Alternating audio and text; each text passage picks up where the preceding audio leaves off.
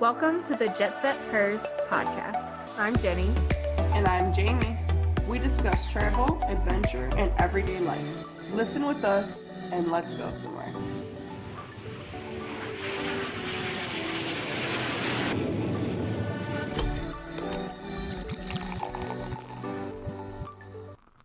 Hi.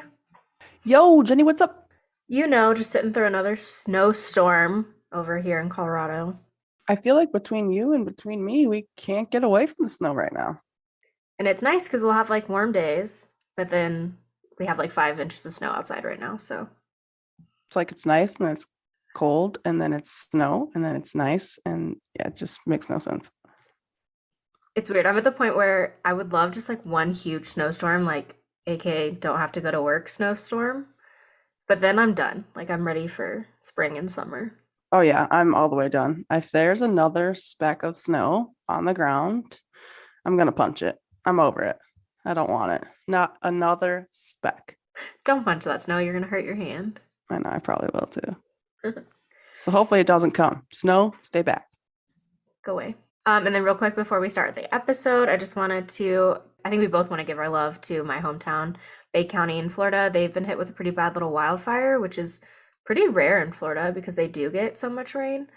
But I think they finally have rain today, so hopefully they can start getting it under control. But I do know a few people personally that have lost their house. So, and it's really sad because a lot of them lost their house in the hurricane a couple years ago, finally rebuilt, and are losing it again. So our thoughts go out to anyone affected. Absolutely. And today we talked to Heather Markel, and we just kind of talk about travel in general, nothing too specific. She's recently become a full-time traveler and she clearly loves it, and you'll see that in today's episode. Yeah, she shares a couple stories with us that are sprinkled throughout, but mostly it's just kind of, she scratches the surface about traveling full time. That's what she does. She's a full-time business and travel coach. So if this strikes your fancy, if you're thinking about possibly traveling full time, maybe this can help. Maybe Heather can help. So after you listen to the episode, make sure you check out Heather at her website as well. And here she is. Enjoy. Heather, coming at you. Happy to introduce today's guest, Heather Markel. Let's call her, well, she definitely is an international best-selling author now, which is awesome, yes. And speaker, and then full-time travel and business coach. Yes, hi, thank you. Hello, I'm so happy to be here. We're excited to talk to you, and congratulations. That's super awesome. Thank you. About your book. Pretty cool. Thank you. Because your book just recently actually came out too, right? It was released February 22nd. It's called Voices of the 21st Century. It's the 5th edition of the book. It's an amazing compilation of 50 women authors from around the world sharing a very meaningful story about compassion with the world. Wow. Congratulations again. Thank you. And a fun fact that I read on your website, your book was published and it came best-selling within 2 days. Is that right?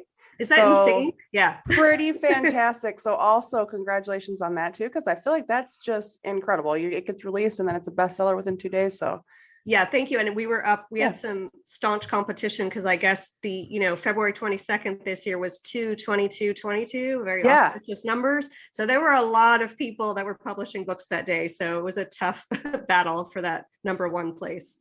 No doubt. And 2 days later, you're bestselling. So yeah, that's awesome. Right. Yeah. So let's learn about who you are. Like, talk to us. Introduce yourself.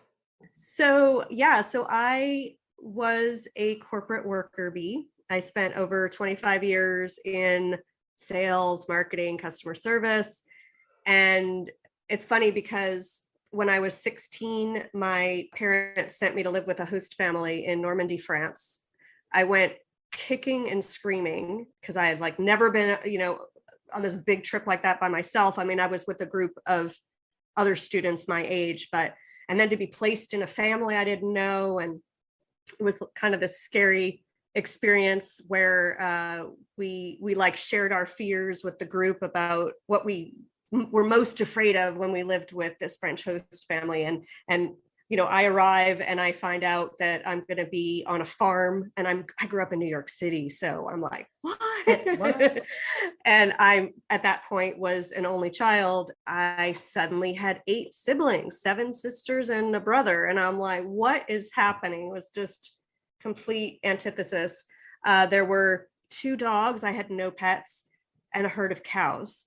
Wow. So, I spoke some high school French, was not fluent at that point. And so I felt like I was struggling, instead of being able to say, where's the chair? I had to be like, where's that thing that you sit on? And I felt like everyone was looking at me and laughing. And so I spent a lot of time outside with the herd of cows. One of them was named Amazoni. And she ended up following me around and licking me like a puppy dog. And she was like my first real pet. And also how I fell in love with cows. So anyone that knows me knows that I just love cows. And that's due to Amazoni.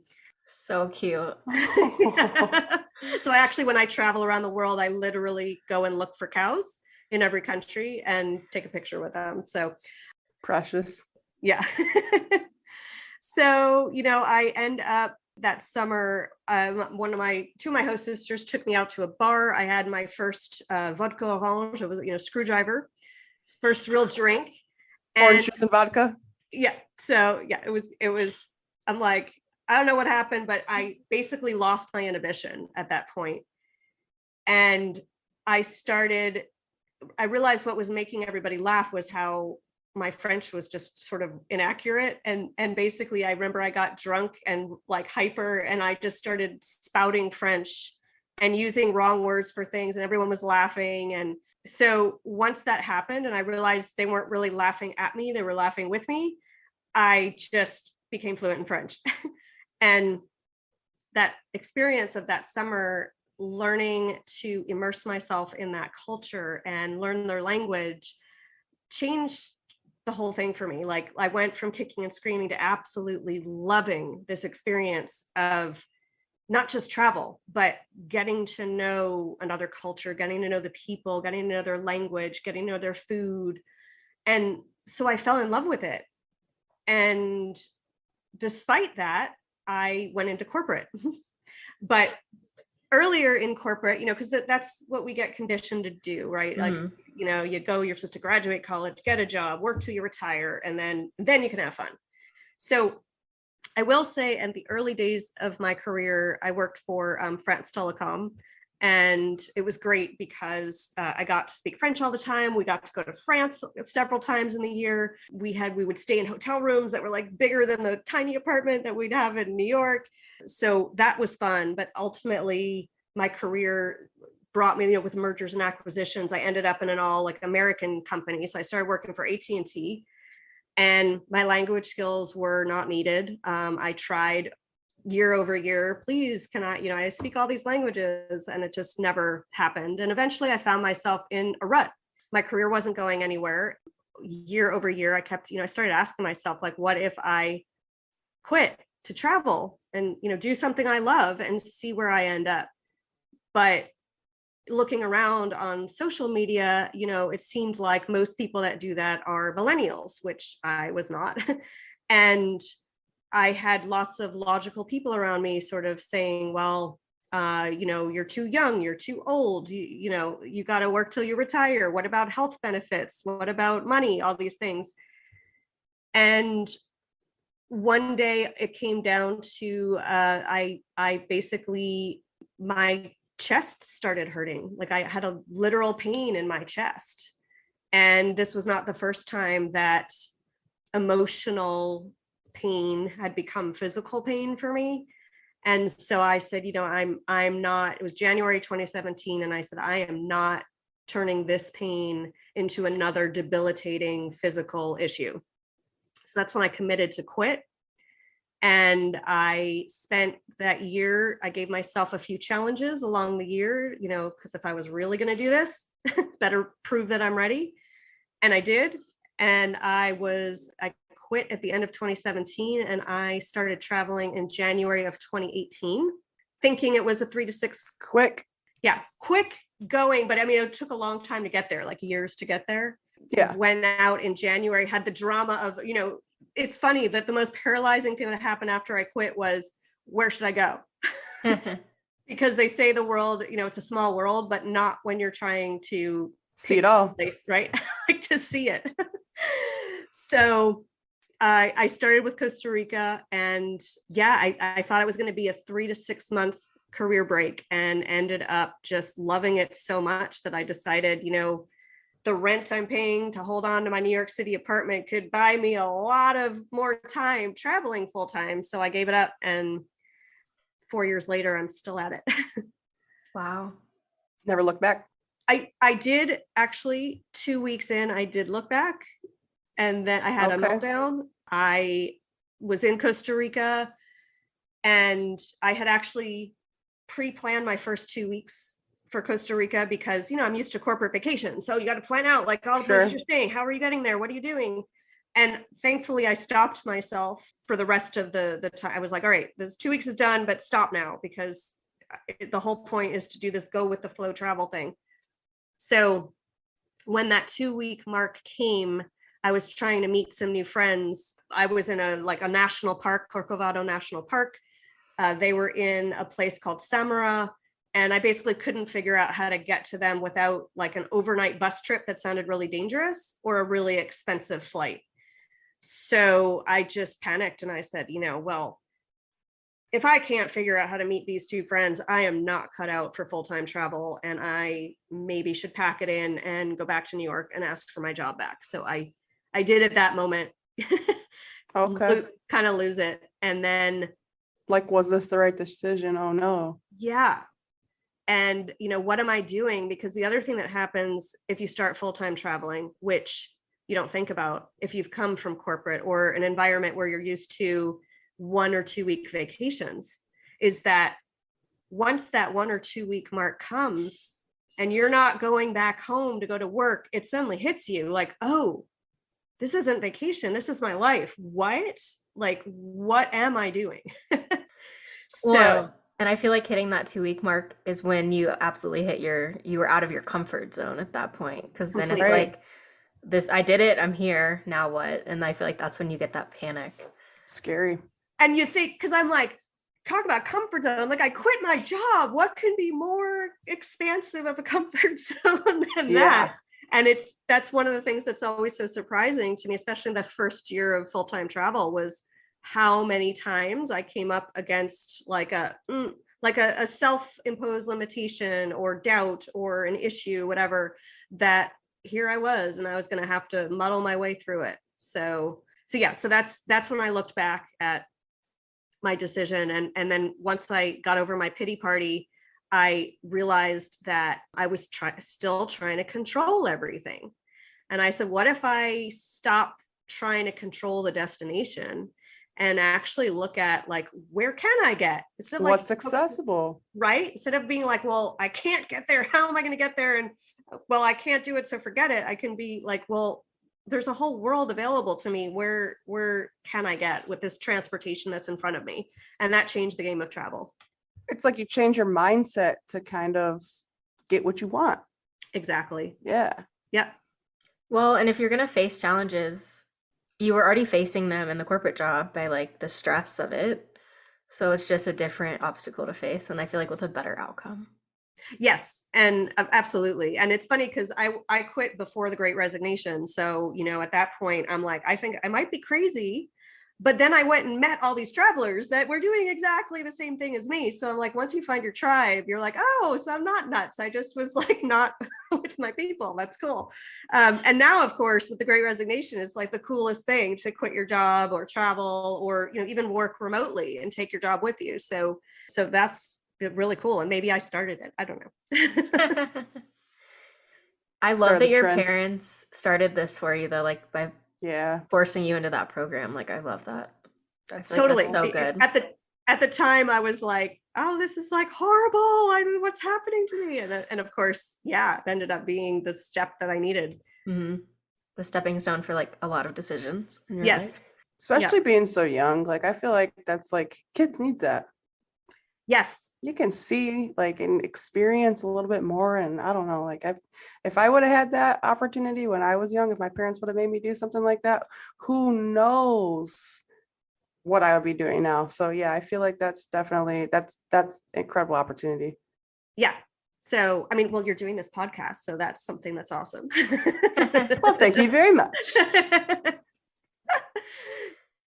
But yes, know. it was a great opportunity. Yeah, but you know what I mean by that. You know what I mean? Being a Yeah. kid and being able to see the world already, like I could probably do anything I want.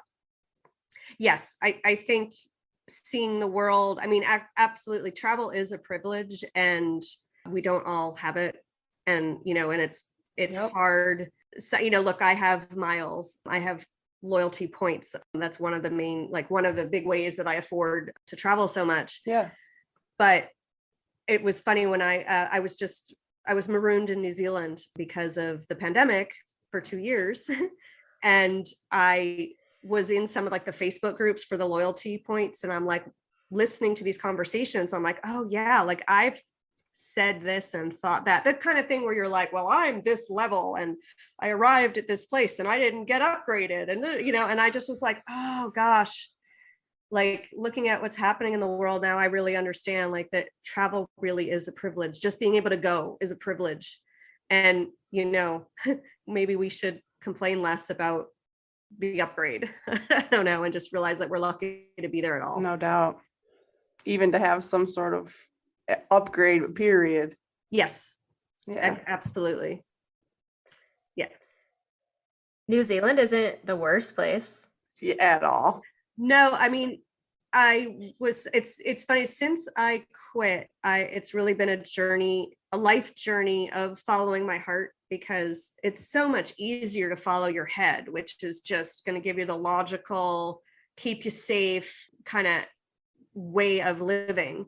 And I feel like the heart, when you come from where you feel, it's rarely, well, it's never logical, right? Because the heart is not a logical organ. So, you know, to just have the courage to follow my heart has really changed my life. And going to New Zealand was one of those, like, where do I feel like going? I feel like going to New Zealand. And I was going to go in 2019. And I decided, nah, I was in Africa at the time. And I was like, yeah, it's logistically these long flights. I'll just go in 2020. So I booked my flight for February. I arrived, it was US time. It was February 20th, 2020, February 21st in New Zealand. And I landed into a rainbow. And the picture just came up on Facebook the other day. And I'm like, wow, like talk about your predictors, omens. Like, I don't know. I mean, because I plan to be there for 3 weeks because it's really expensive. It's a tiny country. So there's not a lot of accommodation. There's a lot of tourists. And the pandemic was declared about 2 weeks into my travels. And so I went up north to this little town called Kirikiri in the Bay of Islands. And I booked an Airbnb for a week, figured this pandemic thing will blow over. And then I'll, you know, figure out, like, I was trying to get to Sydney to see my friend there in Australia. And all of a sudden we're going into lockdown, and I have this choice to fly home immediately or stay for a while. I figured a while was 3 to 4 months. So, you know, because this choice of like home was going to be New York City, and New York was the epicenter at that point. So Right.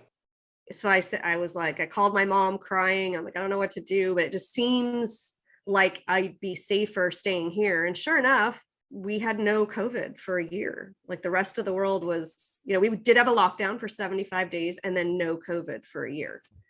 So, you know, and Jacinda, the prime minister, did such a great job of putting people first, keeping people safe. I just felt like it was absolutely the right choice on so many levels. And I mean, I'd rather be locked down in New Zealand than in New York City. So yeah.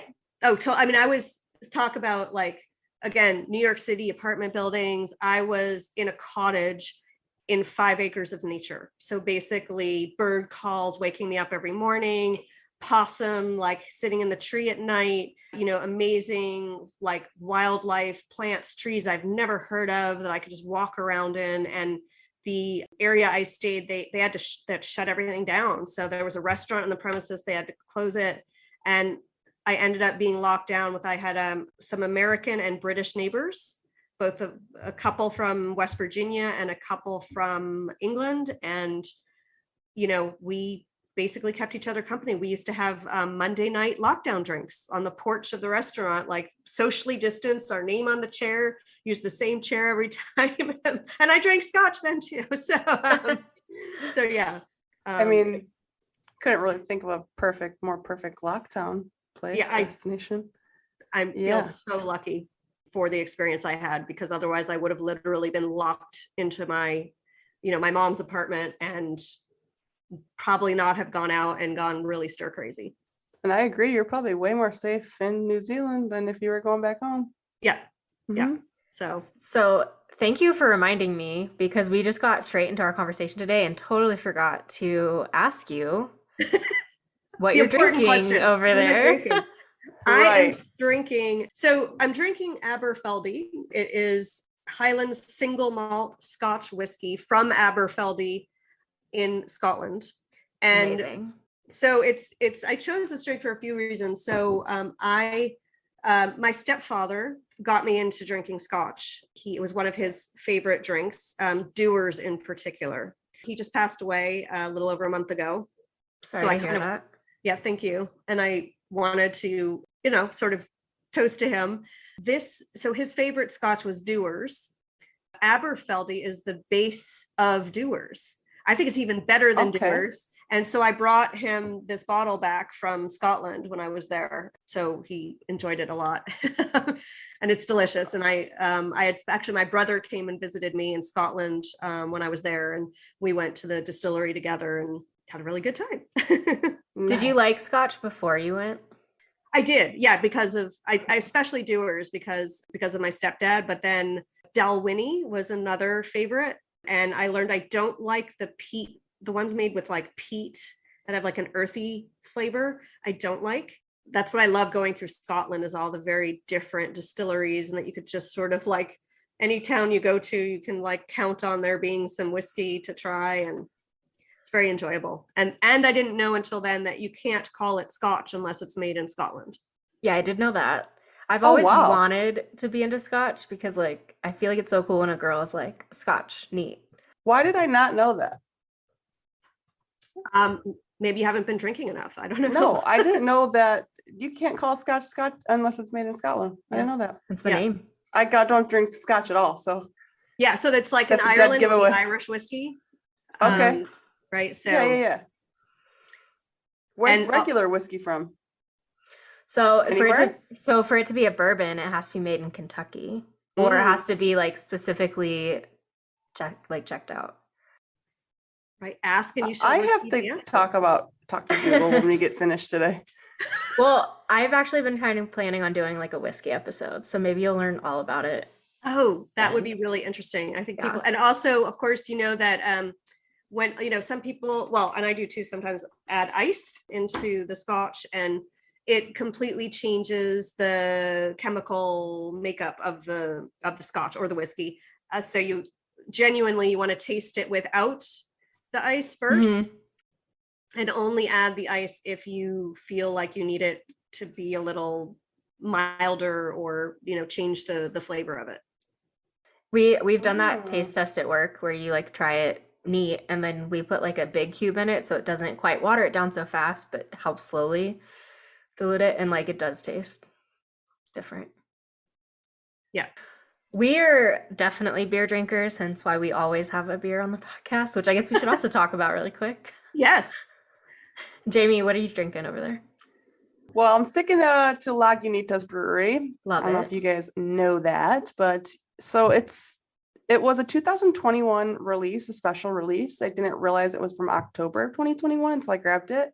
It's actually really good. It's still fresh, actually really crisp tasting. It's called Content Under Fresher instead of Under Pressure, Under Fresher. Ooh. That is cool. But she's really tasty. Pretty hoppy IPA. What's that ABV? ABV is 7, I believe. I did not look before we started here. No, 7.7. So, oh dang! Only drinking one. Well, I mean, she's drinking Scotch, so y'all will be on the same level. What about you, Jenny? What are you sipping on?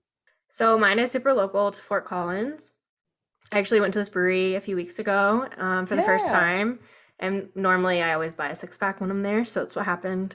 But it's Snowbank Brewing. And this is their Snow Juice New England style IPA, which is like our favorite. Snow juice. But I thought it was cool because it says that it's brewed with Citra, El Dorado, and Apollo hops. And they add the hops later in the brewing process. And that's so that it has the aroma and flavor, but not the bitterness, which I thought was cool. So how's it taste? It's good. It's a very typical hazy IPA, and it is only 6%. So I'm a little So lower than you ladies. is it not as bitter or does it still taste bitter? Because hazy IPAs are still pretty like, No, it's pretty smooth. I feel like most of the ones around here on the smoother Okay. side. I'll have to try that then. Yeah, I'll take you when you come. Well, cheers, ladies. Well, cheers, ladies. Cheers. Midway cheers. Right. Hey, we got there. Thank you for reminding. As soon as you said scotch, I was like, oh my gosh. I was wondering. I was like, when do we get to the drinking? We usually I'm do in the thirsty. beginning. We're so excited. We were just so ready to get to talking. That's so funny. Well, cheers. Cheers. Let's talk about some of your travels. Yeah. Have any like great stories you want to share with us, or just like some of the favorite places you've been to? So let's see. One of the really cool things about traveling is how you have a preconceived notion of how somewhere's going to be because you've looked at the news or read a book or whatever it is, and then you get there and it's just nothing like you expected. I had never, because of being in corporate and only feeling like I could take 1 or 2 weeks vacation at a time, I would never have ventured to like South America and Africa because by the time you get there and deal with your jet lag, you probably enjoy 2 days and then you have to come home. So in 2019, I went off to both South America and Africa. And so far, to be honest, that was one of the best years of my life. It was just amazing. And I feel like, everything kind of built on each other. So before I get to those countries, I started in Costa Rica and then went through Central America. And then I went into Europe, and I have spent a lot of time in Europe, but I'd never been to Portugal.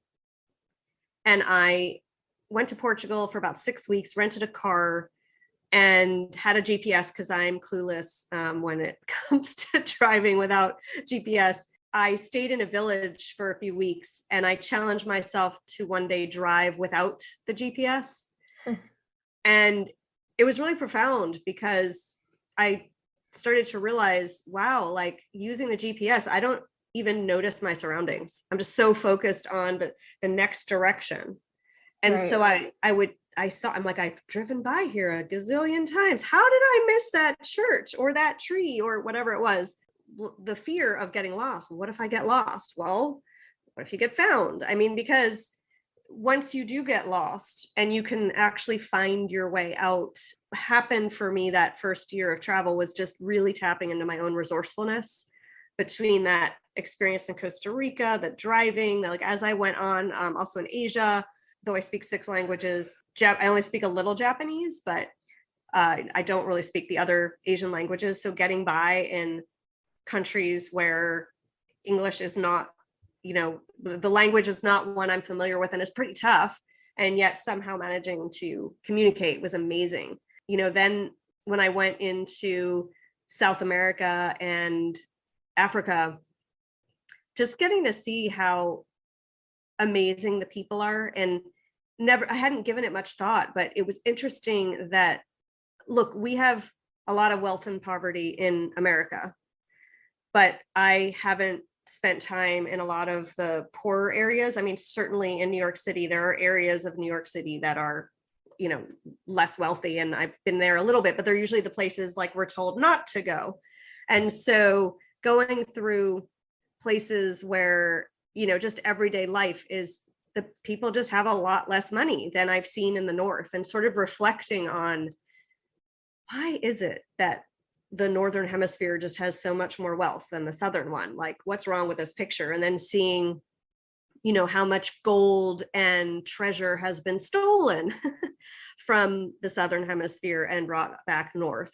Really learning. It was just lovely to not be reading a history book that was telling me a story based on whatever I was supposed to be learning, but rather go firsthand and see what's happening and make my own assumptions, judgments, whatever, of what's really happening. People have always, I have to say over and over again, the people of pretty much all of the countries I've been have just been amazing. I remember one time I was in Cape Town, and something, in a way, as I travel, I'm always on the lookout for, would I live here? Like, is this a place I'd move? There have been many places where I thought I'd spend a year, but I didn't feel like I would move there. Cape Town, though, man, like I was like, oh gosh, like I want to live here. And it's weird because it's one of the most dangerous places I've been, but there was something like this visceral connection for me. I think a lot of people have that with Africa, but it was a real visceral connection that I've never experienced, just to the land and being there. I remember, it was interesting, whatever people may say about people and things that happen. I took a bus one day I was trying to get from the place I was staying to like this fish market. I learned when we got to the last stop of this bus that I had apparently grabbed the wrong bus. So I said to the driver, like, I'm trying to get over here. What happened? He's like, oh, you grabbed the wrong bus. And I said, oh, okay, so should I get off here and get an Uber? He said, ma'am, if you get out here, you're going to be mugged. So he insisted. He drove me back to the first stop where I could catch a bus going back. So we had to head back towards where I was staying, but then, I would transfer buses. Well, man, the guy, like, we get to this stop. He makes everyone else on the bus get off and get on the next bus. And then he waits with me until the right bus comes along for me, walks me across the street, tells the driver where I want to go. And I just was floored. I'm like, wow, like that's such kindness. And I felt so, taken care of. I have felt a lot of the times, because look, solo traveling in the world as a woman is an experience in itself. And we have to be a bit more careful than some other people that travel.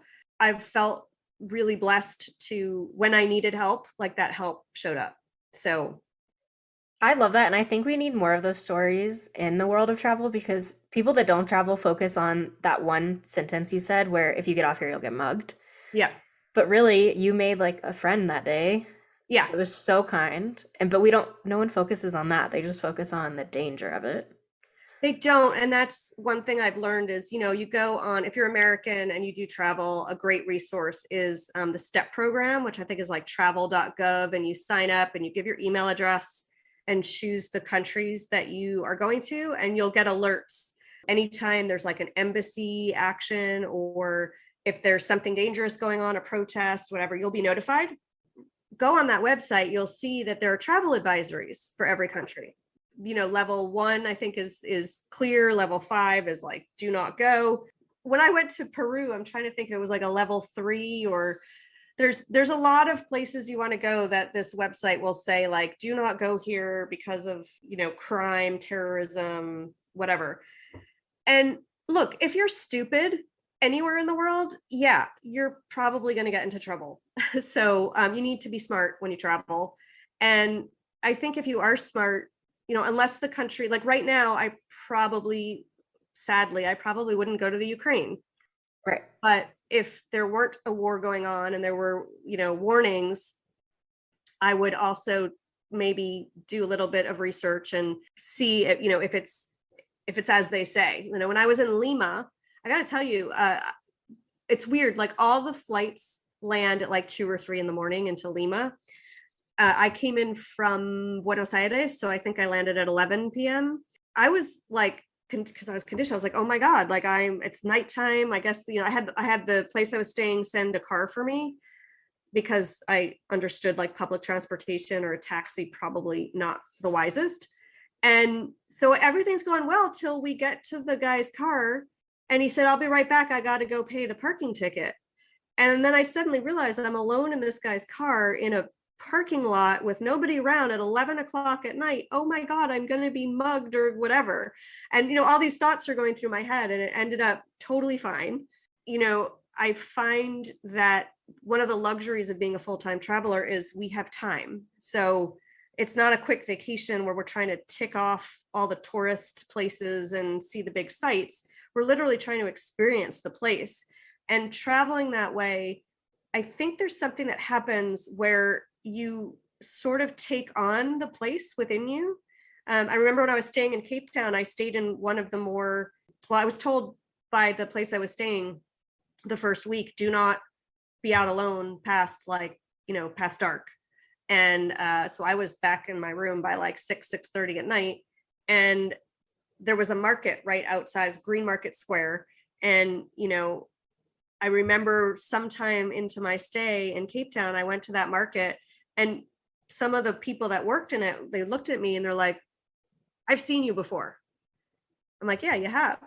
And there was something about that being seen that made me feel like somehow I was not such a tourist anymore. And that's a beautiful experience. And I'll say another amazing cultural experience is, I think one of the reasons I loved being in Africa is I was like the only white person a lot of the time. And it made me reflect, like, how many networking events have I gone to in New York City? How many places have I gone where there's only one Asian person, one Black person in the room? And I'm like, oh, this must be how they feel in those rooms. Mm-hmm. And I've never given it any consideration. And it's very humbling. And I feel like everybody should at least once be in that situation so that you understand what it's like for other people.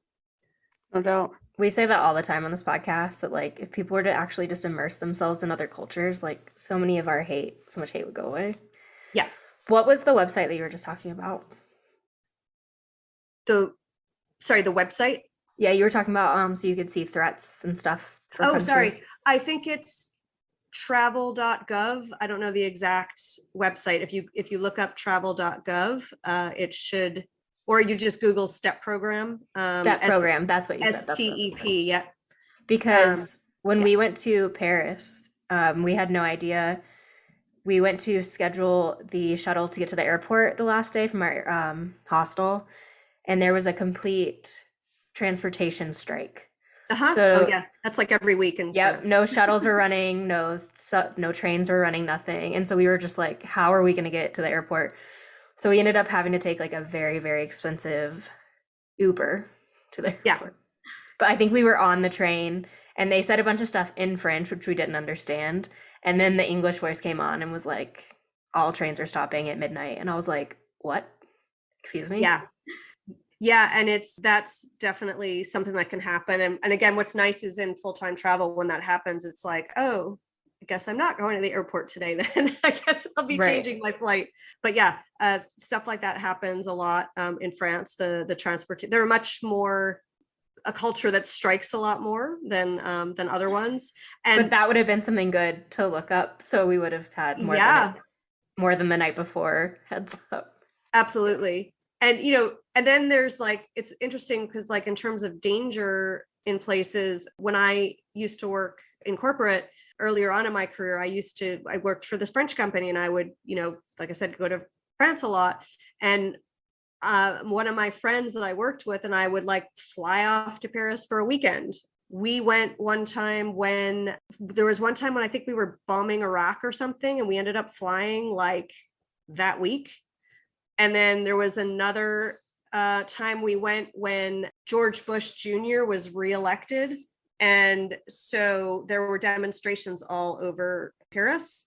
And, they were so angry at Americans. And, it's like, oh gosh, like, I feel like I've traveled at some interesting times. And whereas you could read a lot telling you don't travel, it's dangerous, whatever. Again, if you're smart, I mean, I speak fluent French, so I could easily blend in and it was fine. But also I didn't go and flaunt my Americanness, go places I shouldn't go and do things I shouldn't do. So definitely take those STEP program notifications in. And yes, I think it can be great for avoiding, being knowledgeable that, oh, wow, there's a strike and I should have known that. But also don't let some of the warnings completely turn you off to traveling altogether.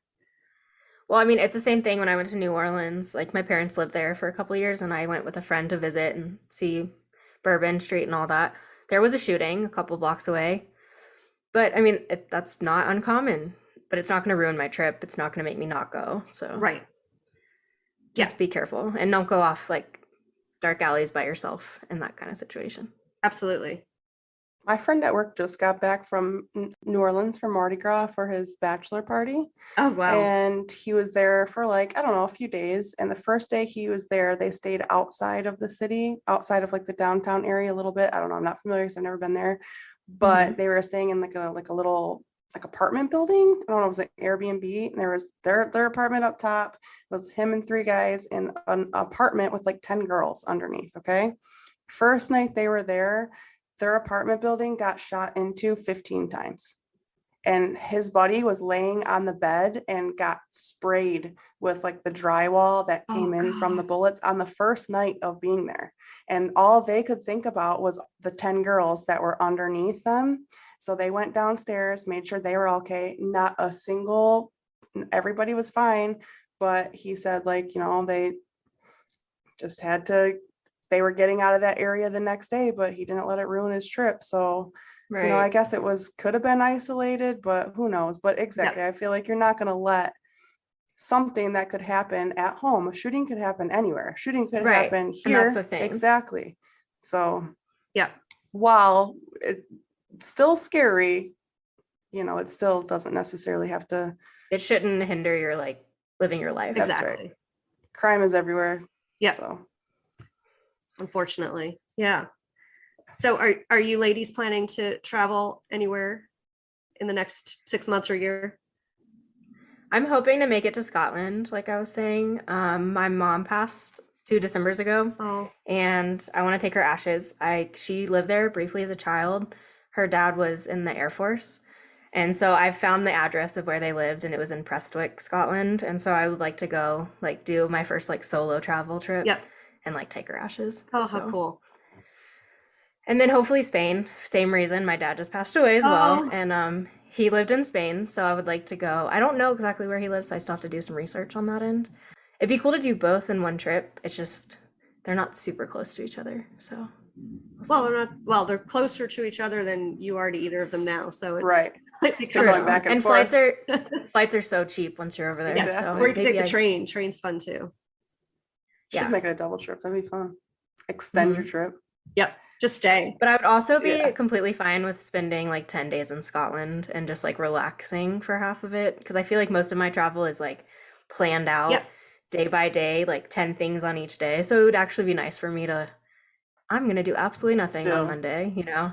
And that right there is one of the best reasons to travel full time is just the ability. You get more of that. Like you might sleep in, you might spend your afternoon at a cafe and absolutely like not see anything. I can't tell you how many places I've been that I didn't see this huge tourist thing that I was supposed to go there for. I'm like, I sort of just enjoyed the place and just took it in and walked down side streets just to see what was there, just because you can.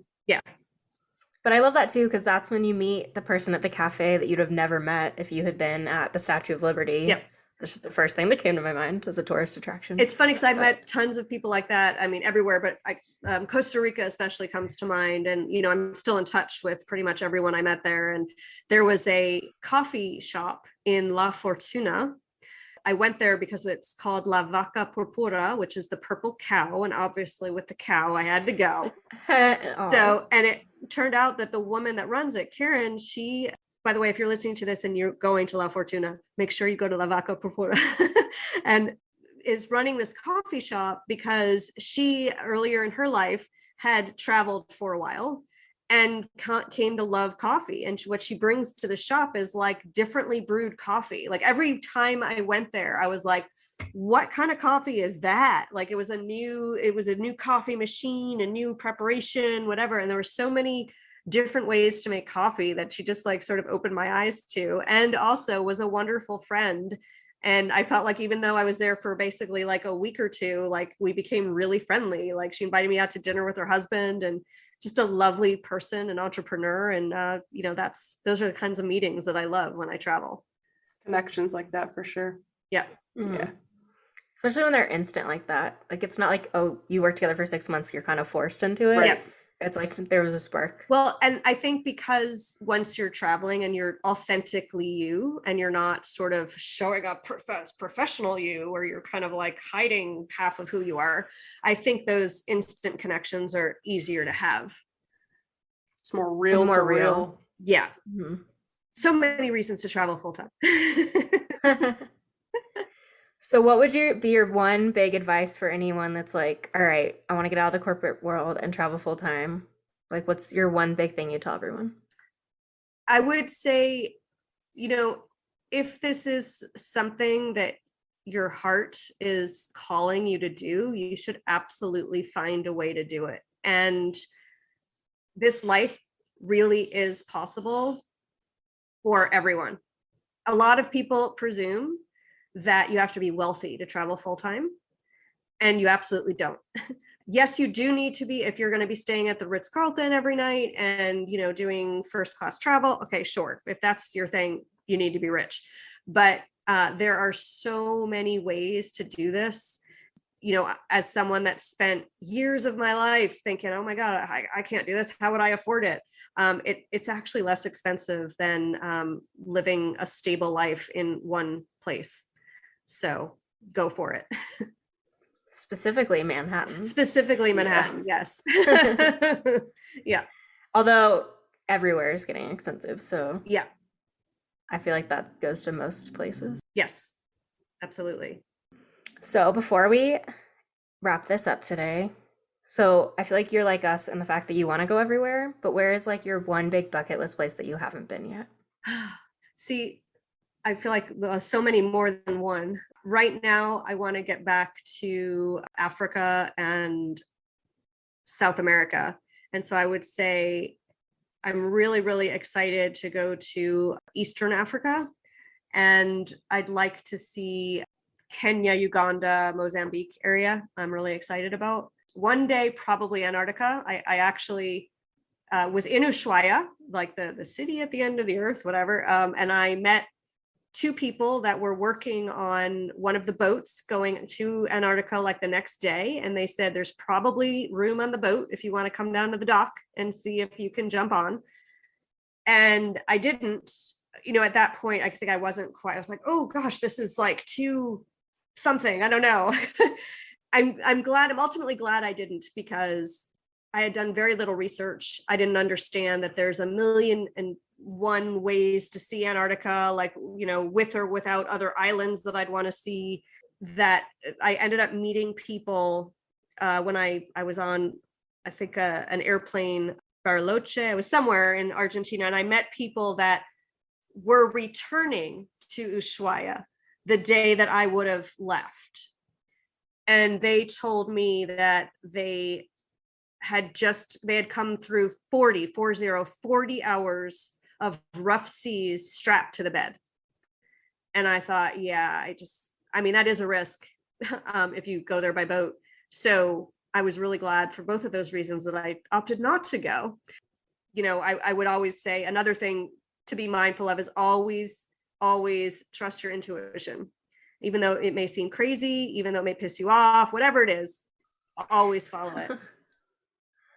Oh, that sounds rough. I get seasick really easily. Yeah, I get seasick that's why I took like a tourist boat, like a 2-hour ride somewhere in like Ushuaia, I think, and like totally gonna throw up. And so I'm like, if I can't handle this, how the hell am I handling, going to Antarctica?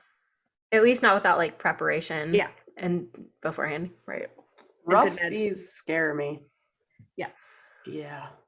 Oh, if you ever watch the videos and stuff where the boats are just That's what I mean. I toss and turning. Yeah. And I grew up on boats, in Florida. Me too. But I grew up on them it's here one in thing Michigan. to be stuck on one for that long. Yeah. I've been in rough water here, so I can't imagine what it's like being in an ocean in rough water. No, thank you. And freezing temps, like, so That's it's not what really I mean. an option to like get fresh air. Yeah. You got to be strapped to a Nope. bed. Nope. For 40 hours, I'm good. Yeah. Agree. Too freaky for me. My anxiety is going to kill me if nothing else does on that trip. Yep. Yeah. Completely. Hey, more Well, power if your to you, travels, all you people that could do that. Yes. Because woo, Because it looks amazing. strong people out there. Yeah, it looks amazing, and I'm very intrigued by the people that do go. So I do want to go, but I'll have to work my way up to it. That's right. We needed to definitely be pros at that point, Yeah, not beginners or intermediates. exactly. well, if your travels bring you more across the US, definitely let us know if you're in the Colorado or Michigan area. Thank you. Yeah, I will. I will try to have a scotch with you, but I might have a sip and then have a beer with you. That's but I'll try it. Awesome. I'm happy to drink all kinds of alcohol with whoever and whatever they're drinking. And I don't know, we'll just have to obviously keep in touch on your socials and stuff. And if we're ever somewhere you are, we'll meet up. Please. Yeah. It's hard to pinpoint that down because you're moving around. I do, but I usually on Facebook, I'm usually sort of, I don't always post exactly the day that I'm there just because it's Facebook, but you can usually find me roughly where I am. And also on my blog, I blog about wherever I am. So how can they find you? Tell everyone real quick. So the best way to find me is either my website, which is heatherbegins.com, which I chose because I feel like I began my life when I quit to travel full time. And I also have a Facebook group called Full-Time Travelers and Nomads. So it's about both developing community for current full-time travelers and inspiration for people that want to become future full-time travelers. Love Have to it. get in that group there. Yes, definitely. Yeah. Come on in. Yeah, well, for sure. Get followed on there. Cool. And tell everyone how to find your book too, real quick. Yeah, so again, it's called Voices of the 21st Century. If you come to my website, if you go to heatherbegins.com/buy the book, then you would find a link to it there. That's my signed author copy. But if you prefer a digital download for your Kindle, or if you want the copy from Amazon, then you can also find it on Amazon. Well, thank you so much. Thank This you. was fun. Just talking Very fun. travel. It's obviously our favorite topic. So Of course. Yes. So Great. thank you so much. Thanks for And having me. we'll see where you end up. Great. Bye, Heather. Bye. Thank you again so much to Heather. We had so much fun talking to you, and we're excited to see where your journey takes you. And you guys don't forget to check her book that became bestseller in 2 days. 2 days. It's crazy. Voices of the 21st Century. And I know we're all celebrating women for the month of March. So shout out to all of our ladies and all the ladies that we love and all the ladies in the pod. So definitely make sure you check out Heather at our website and go check out that book. Yeah, and we'll link it all on our socials like we do, Facebook, Instagram, YouTube. At Jet Setters Pod. And reach out to us. Say hi, say bye, say whatever you want. Send us an email. At jetsethers@gmail.com. And you obviously love us. How could you not? Go on, give us that good rate, give us that good review. You know what to do. See you next time, guys. Bye. Bye.